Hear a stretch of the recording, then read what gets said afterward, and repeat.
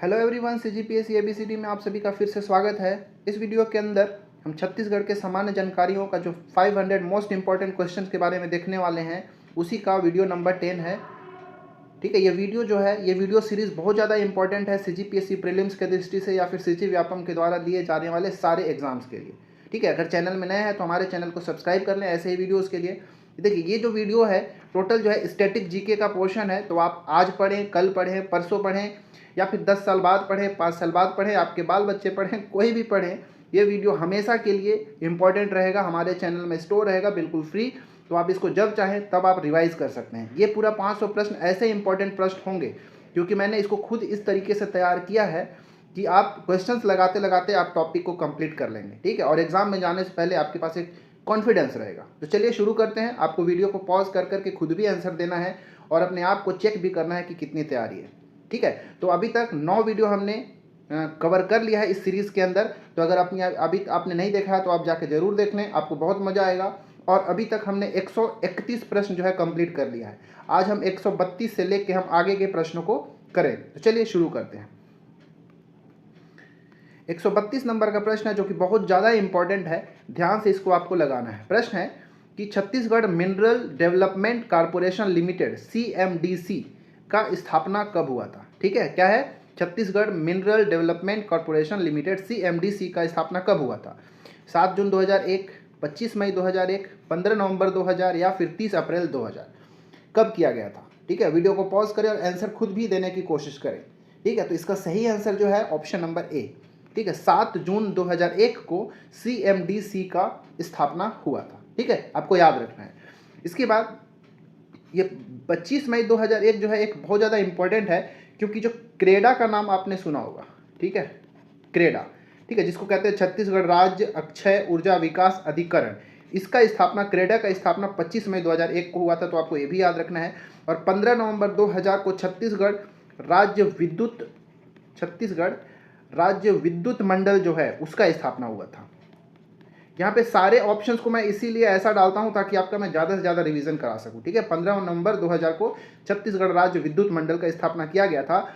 वहीं 30 अप्रैल 2000 को छत्तीसगढ़ राज्य लघु वनोपज संघ की स्थापना की गई थी। ठीक है, छत्तीसगढ़ राज्य लघु वनोपज संघ की स्थापना कब किया गया था? तो 30 अप्रैल 2000 को किया गया था। ठीक है, चलिए, तो इसका आंसर था ऑप्शन नंबर ए। चलिए अगला प्रश्न है कि परजा जनजाति के पंचायत प्रमुख को क्या कहा जाता है। इस टाइप का मैं और भी प्रश्न करा चुका हूं, लेकिन इंपॉर्टेंट लगा तो जो बचा हुआ था कुछ जनजाति प्रमुख के बारे में, तो मैं इसमें भी इंक्लूड कर दिया हूं। आपसे पूछा गया कि जो परजा जनजाति होता है उसका पंचायत के प्रमुख को क्या कहा जाता है? कुरहा, मांझी, मडूली या फिर महतो, क्या कहा जाता है? इसका सही आंसर है ऑप्शन नंबर सी। ठीक है, परजा जनजाति का जो पंचायत प्रमुख होते हैं उसको क्या कहते हैं? मडूली कहा जाता है। ठीक है, मडूली किसका है? तो परजा जनजाति का। कुरहा जो है ये कमार जनजाति का जनजाति प्रमुख जो है उसको हम कुरहा कहते हैं।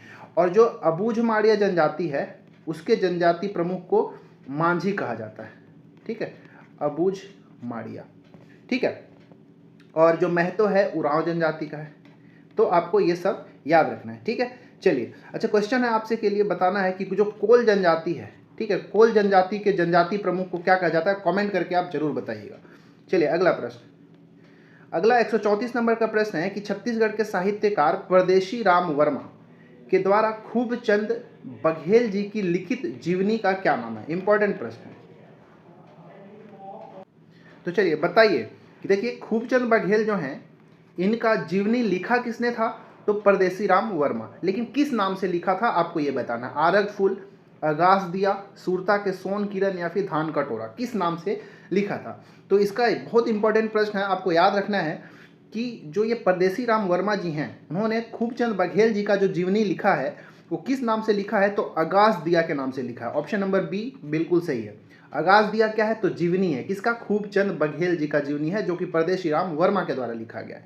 परदेशी राम वर्मा ने ही क्या बोलते हैं आरुग फूल ये भी लिखा है जो कि ये देवदास बंजारे जी के ऊपर है। ठीक है, देवदास बंजारे जी की जीवनी है। ठीक है। देवदास बंजारे जी की जीवनी भी किसने, परदेसी राम वर्मा ने ही लिखा है, आरूप फूल के नाम से। तो ये दोनों के दोनों जो किसका है, परदेसी राम वर्मा का।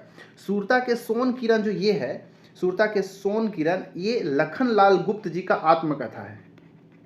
ठीक है, लखनलाल गुप्त जी ने अपनी आत्मकथा जो लिखी है किस नाम से, तो सूरता के सोन किरण के नाम से लिखी है। वहीं ये धान का कटोरा जो है एक पत्रिका है जो कि विनय कुमार पाठक के द्वारा प्रकाशित किया जाता था। ठीक है, विनय कुमार पाठक, ठीक है, विनय कुमार पाठक के द्वारा धान का कटोरा। ठीक है, याद रखिएगा। देखिए धान का कटोरा ये तो एक पत्रिका है, लेकिन धान के कटोरा के नाम से एक काव्य भी है। ठीक है, जिसका लिखा किसने था, तो हरि ठाकुर के द्वारा लिखा गया था। ठीक है, तो आपको याद रखिएगा, अगर पत्रिका पूछे धान का कटोरा तो विनय कुमार पाठक का, अगर काव्य आपसे पूछ ले तो हरि ठाकुर जी का है। ठीक है, तो याद रखिएगा सर।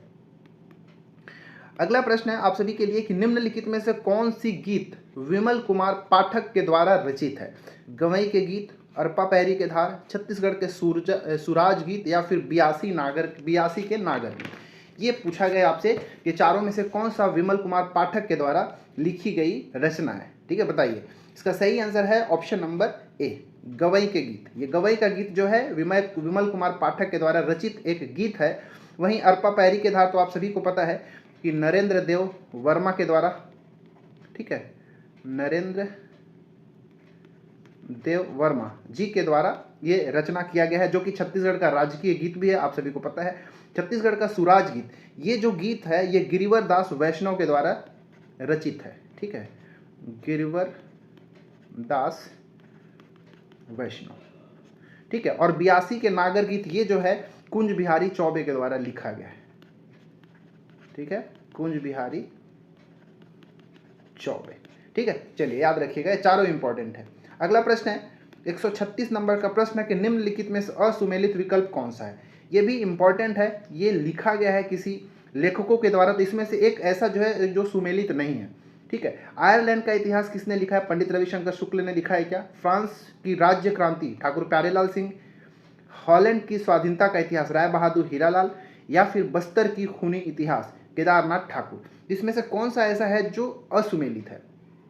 तो अगर इसका आपने पढ़ा होगा तो सही आंसर ऑप्शन नंबर सी होगा, क्योंकि आयरलैंड का इतिहास पंडित रविशंकर शुक्ल ने लिखा है, फ्रांस की राज्य क्रांति ठाकुर प्यारेलाल सिंह के द्वारा लिखा गया है, और बस्तर का खूनी इतिहास केदारनाथ ठाकुर के द्वारा लिखा गया। लेकिन हॉलैंड का स्वाधीनता का इतिहास ये राय बहादुर हीरालाल के द्वारा नहीं, बल्कि हॉलैंड का बैरिस्टर छेदीलाल ने लिखा था। ठीक है, बैरिस्टर छेदीलाल जी के द्वारा हॉलैंड का स्वाधीनता इतिहास लिखा गया था। वहीं राय बहादुर जी का याद रखिएगा कि मध्य प्रदेश का इतिहास किसने लिखा था, तो राय बहादुर हीरालाल के द्वारा। ठीक है, मध्य प्रदेश का इतिहास। ठीक है, चलिए याद रखिएगा। अगला प्रश्न 137 नंबर का प्रश्न है, इंपॉर्टेंट प्रश्न है, याद रखिएगा, क्योंकि यहाँ से प्रश्न कई बार से पूछे जाते हैं। प्रश्न है किसके ऊपर है, तो इंदिरा कला एवं संगीत विश्वविद्यालय है उसके ऊपर है। इसमें से आपको तीनों कथन में से पता करना है कि कौन कौन सा कथन सत्य है, फिर उसके आधार पर ही हमको उचित विकल्प का चयन करना है। पहला कथन है इंदिरा कला एवं संगीत विश्वविद्यालय की स्थापना 20 जनवरी 1987 को हुआ था। दूसरा है यह एशिया का प्रथम संगीत विश्वविद्यालय है। तीसरा, इसका नाम भारत के पूर्व प्रधानमंत्री इंदिरा गांधी के नाम पर रखा गया है। तो इसमें से कौन सा जो है सही है आपको पता करना है। ठीक है, तो अब चलिए इसको हम एनालिसिस करते हैं। तो यहाँ पे अगर देखेंगे तीनों कथन में तो मात्र ऑप्शन नंबर बी जो है वही सही है।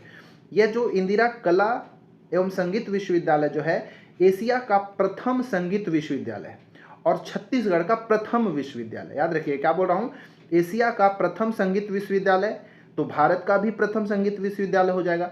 लेकिन केवल विश्वविद्यालय की बात करेगा तो छत्तीसगढ़ का प्रथम, ठीक है, छत्तीसगढ़ का प्रथम विश्वविद्यालय कौन सा था, तो इंदिरा कला एवं संगीत विश्वविद्यालय है। ठीक है, याद रखिएगा। इसका स्थापना 20 जनवरी 1987 को नहीं हुआ था। ठीक है, इसका स्थापना कब हुआ था, तो 14 अक्टूबर 1956 को। 14 अक्टूबर 1956 को किसका, इंदिरा कला एवं संगीत विश्वविद्यालय का स्थापना हुआ था। ये 20 जनवरी 1987 जो है ये इंदिरा गांधी कृषि विश्वविद्यालय है। इंदिरा गांधी कृषि विश्वविद्यालय जो कि रायपुर में है उसकी स्थापना हुई थी 20 जनवरी 1987 को। ठीक है। अब देखिए, इसका नाम इंदिरा गांधी जो पूर्व प्रधानमंत्री हैं उनके ऊपर नहीं है, बल्कि जो खैरागढ़ के राजा थे जिनका नाम था वीरेंद्र बहादुर सिंह, और उनकी पत्नी जिनका नाम था रानी पद्मावती, इन दोनों की जो पुत्री थी जिनका नाम इंदिरा था, उन्हीं के नाम पर ही इंदिरा कला एवं संगीत विश्वविद्यालय नाम रखा गया है। तो ये पहला और जो तीसरा था वो कथन गलत था, केवल दूसरा कथन ही सही था, इसलिए इसका हमारा ऑप्शन नंबर डी सही होगा। देखिए, एक बार क्वेश्चन ये भी पूछा गया था कि इंदिरा कला एवं संगीत विश्वविद्यालय के अंदर कौन कौन सा संचालित संकाय है, तो यहाँ पे 5 संचालित संकायों का नाम याद रखिएगा। दृश्य कला, चित्रकला, संगीत, लोक संगीत और नृत्य, ये पांचों कला जो है यहाँ पर संचालित है, याद रखिएगा। चलिए अगला प्रश्न अगला प्रश्न है 138 नंबर का कि जनजातीय नृत्य माओ पाटा से संबंधित देवी देवता कौन है। इंपॉर्टेंट प्रश्न। देखिए, जो ये सब जीएस का पोर्शन है, सीजी का जो जीएस पोर्शन है, इसमें ऐसे ही प्रश्न मिलते हैं। ठीक है, एकदम बहुत ही ज़्यादा डीप भी हमको नहीं पढ़ना है। ठीक है, तो जो आप पढ़ रहे हैं वो पर्याप्त है। ठीक है, याद रखिएगा। तो जनजातीय नृत्य माओ पाटा से संबंधित कौन सा देवता है। ठीक है, छत्तीसगढ़ के अंदर जितने भी जनजातीय नृत्य होते हैं वो किसी न किसी देवी देवता को समर्पित होते हैं। तो यहाँ पे जो माओ पाटा नृत्य है ये कौन से देवता को समर्पित है। करमसेनी, खंडरादेव, लिंगोपेन या फिर लिंगोदेव या सिरहादेव, किससे संबंधित है। ठीक है, बताइए। तो ये माओ पाटा जो नृत्य होता है ये सिरहादेव जो जनजातियों के देवता होते हैं उनको समर्पित होता है। ठीक है, और करमसेनी जो है ये कर्मा नृत्य के देवी होती हैं। ठीक है, जो कर्मा नृत्य है वो उनकी देवी कौन है, करमसेनी। खंडरादेव जो हैं वो खम्ब स्वांग नृत्य के प्रमुख देवता खंडरादेव होते हैं। वहीं लिंगोपेन या फिर लिंग देव जो होते हैं ये कक्सार नृत्य के, ठीक है, कक्सार नृत्य, घोटुल नृत्य का भी यही होते हैं। ठीक है, घोटुल नृत्य, इन दोनों के जो देवता होते हैं वो लिंगोपेन या फिर लिंग देव होते हैं। शैला नृत्य अगर पूछ दे तो शैला नृत्य के कौन से होते हैं, तो आदिदेव। अब क्वेश्चन कमेंट करके आप बताइएगा, क्वेश्चन पूछ रहा हूँ कि जो मड़ई नृत्य होता है, ठीक है, या फिर जो मड़ई होता है वो कौन से देवी या फिर देवता को समर्पित होता है, कमेंट करके आप लोग बताएंगे। चलिए अगला प्रश्न है 139 नंबर का कि वीर नारायण सिंह परियोजना किस नदी पर स्थित है। यह भी इंपॉर्टेंट प्रश्न है, पूछा गया और पूछा जा सकता है। ठीक है, वीर नारायण सिंह परियोजना जो है कौन से नदी पर स्थित है। हसदेव, खारंग, मनियारी नदी या फिर कोडार नदी, कौन से नदी के ऊपर। सही है इसका आंसर, आई थिंक सबको पता होगा, ऑप्शन नंबर डी, कोडार नदी के ऊपर ही वीर नारायण सिंह परियोजना है। ठीक है, और ये परियोजना जो है आपको छत्तीसगढ़ के महासमुंद जिले में आपको देखने को मिलेगा। इसका स्थापना लगभग 1976 से 1995 के बीच में हुआ था। ठीक है, याद रखिएगा। हसदेव नदी के ऊपर एक परियोजना याद रखिएगा, मिनी माता परियोजना। ठीक है, मिनी माता परियोजना कहाँ है या फिर मिनी माता बांध कहाँ है, तो हसदेव नदी के ऊपर है। ठीक है, इसकी जो स्थापना 1967 से शुरू हुआ था, जो कि 2011 में पूर्ण रूप से निर्माण इसका कंप्लीट हुआ था। और छत्तीसगढ़ की अगर प्रथम बहुउद्देशीय परियोजना अगर पूछेगा तो हसदेव नदी के ऊपर मिनी माता जो परियोजना है वही छत्तीसगढ़ का प्रथम बहुउद्देशीय परियोजना था। ठीक है, खारंग नदी के ऊपर एक चीज याद रखिएगा, खूंटा घाट परियोजना।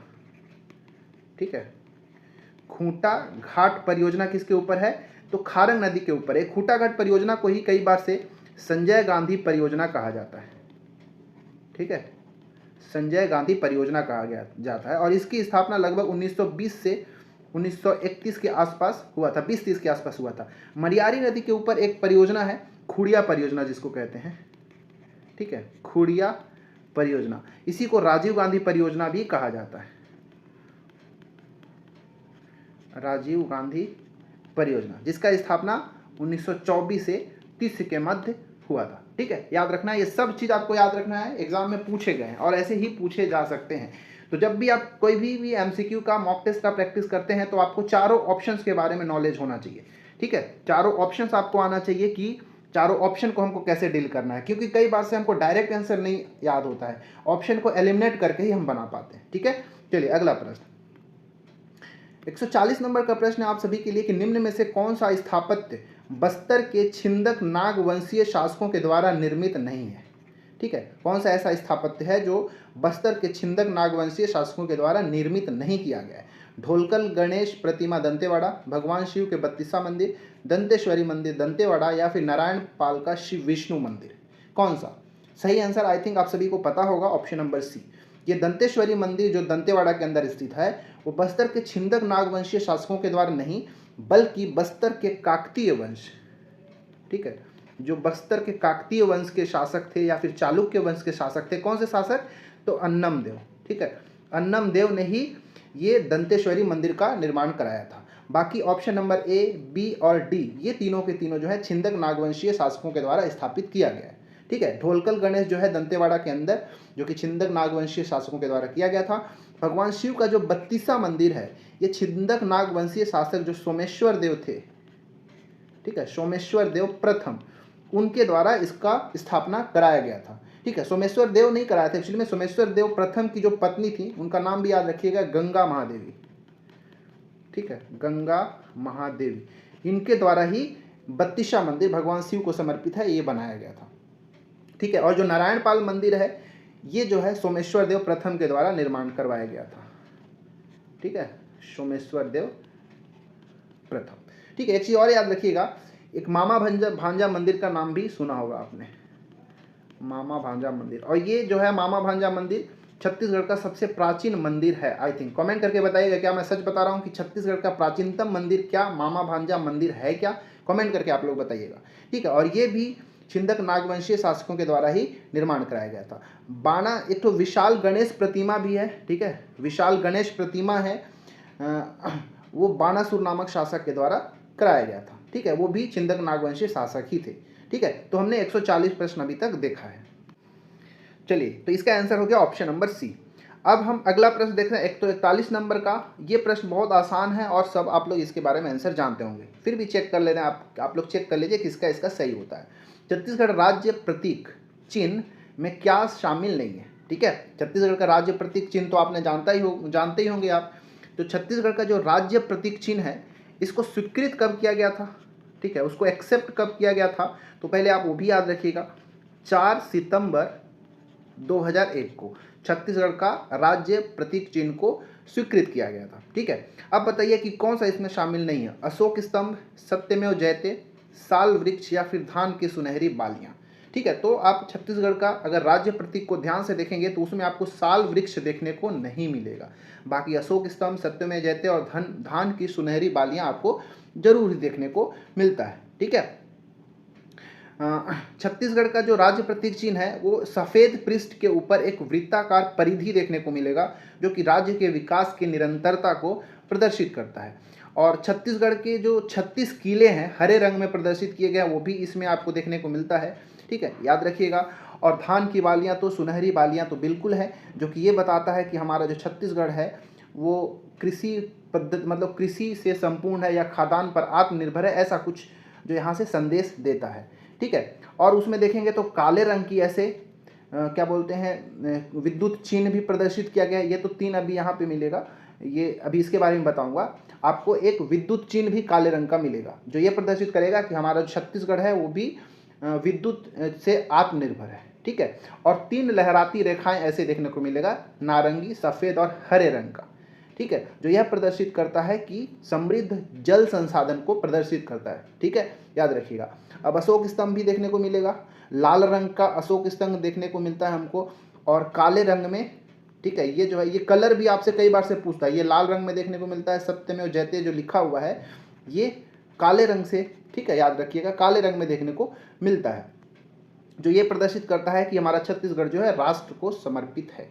और साल वृक्ष जो है इसमें देखने को नहीं मिलता है। तो आप क्या करिएगा, एक बार जो राज्य का प्रतीक चिन्ह है उसको एक बार ध्यान से देख लीजिएगा, ऑब्जर्व कर लीजिएगा सारा चीज़, क्योंकि कई बार से हमको छोटी छोटी चीज़ें जो है बहुत आसान होता है वो छूट जाता है कई बार से। ठीक है, चलिए आगे। 142 नंबर का प्रश्न है आप सभी के लिए कि छत्तीसगढ़ के आधिकारिक राज्य गीत की पूर्ण गायन अवधि कितनी है? अभी थोड़ी देर पहले मैंने आप सभी को बताया कि छत्तीसगढ़ का जो राजकीय गीत है वो क्या है? अरपा पैरी के धार। ठीक है, अरपा पैरी के धार, जो किसके द्वारा लिखित है, किसके द्वारा रचना किया गया है? नरेंद्र देव वर्मा जी के द्वारा इसको लिखा गया। अब यही पूछा गया है कि इसका पूरे गीत को गाने के लिए अवधि कितना है, कितने मिनट कितना सेकंड के अंदर उसको गाना होता है।